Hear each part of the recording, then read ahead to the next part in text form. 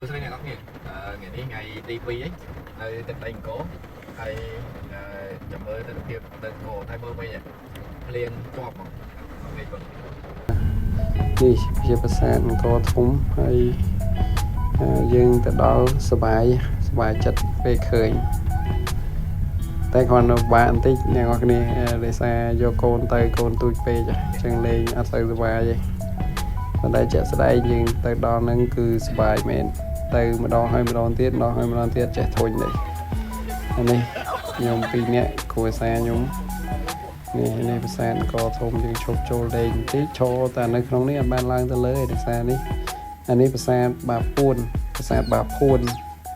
អញ្ចឹងណានេះស្វានេះអាហ្នឹងអត់បែរទេនៅខំយើងដើរទៅតែមិនស្រួលនឹងចាប់ខំហើយចុងបន្ទាប់ពីយើងដើរលេងឆ្អែតហើយយើងទៅហូបនំចុកទឹកប្រហុកដែលល្បីនៅសៀមរាបនឹងសិននេះ